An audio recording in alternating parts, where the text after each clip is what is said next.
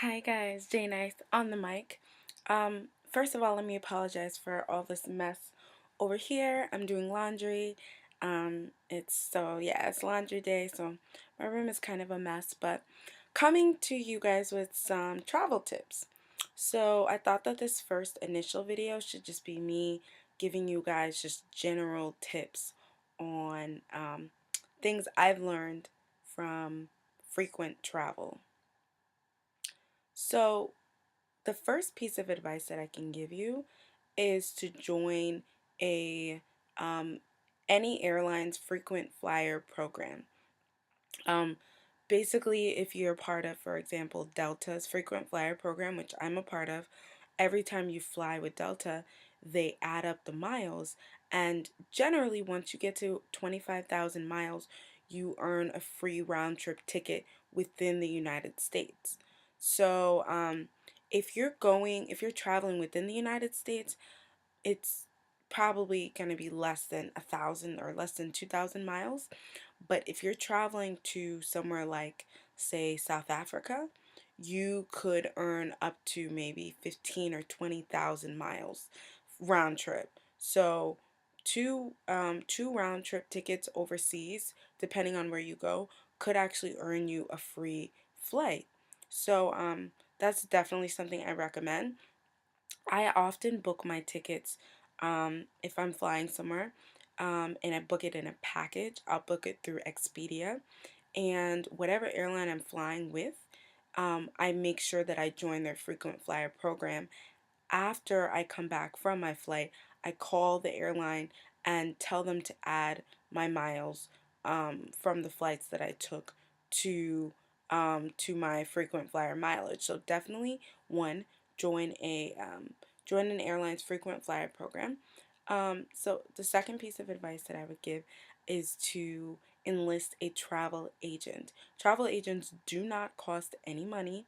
I'm sure there are some that do. My mother has a travel agent that she uses because she too travels very frequently overseas. Um, so enlist a travel agent. So you can Google travel agents and put in your zip code, and there should be travel agents that are willing to help you. They basically, by you buying a ticket through them, I think that they basically get some type of commission, but they are able to find you the best deals, and you may be paying a very, very small amount more than if you booked it through Expedia, but they can find you the best deals. So definitely try to look for and book your overseas flights with a travel agent. Um, a third piece of advice I can give you guys is it's cheaper to actually book your flight and hotels together. When I went to Brazil, a friend of mine, it was just me and a friend of mine, and it was significantly more expensive to book the flight separately and the hotel separately. So, booking in a package will definitely save you money. It can be problematic if you're traveling in a group because you have to pay for everything all together, and then you, I guess, would have to make sure that everyone has the money at that time when you're booking, or make sure that all your friends will pay you back, which can present problems. We'll get into that in another video, but if you can, try to book it in a package deal, rental car, hotel, and airfare, because it'll be a lot cheaper. um, Another piece of advice when you're traveling overseas is to try to travel in try to stay in American hotels. um, if you try to stay in a hotel that is not American, there's no guarantee that the people at the front desk will speak English, and if you're not familiar with the language, it's better for you to stay in an American hotel. Granted, American hotels are usually more expensive, but you can pay, oftentimes, you can pay in American dollars. If you're not staying in an American hotel, not only will they probably not speak English, but you usually cannot pay in American dollars. A lot of times they'll make you pay in whatever currency they use. And that's a whole nother set of issues. Um, so a one, two, three, four, five, a fifth piece of advice I would give you guys is to try to print out a list of commonly used words and phrases in the language of the country that you're going to.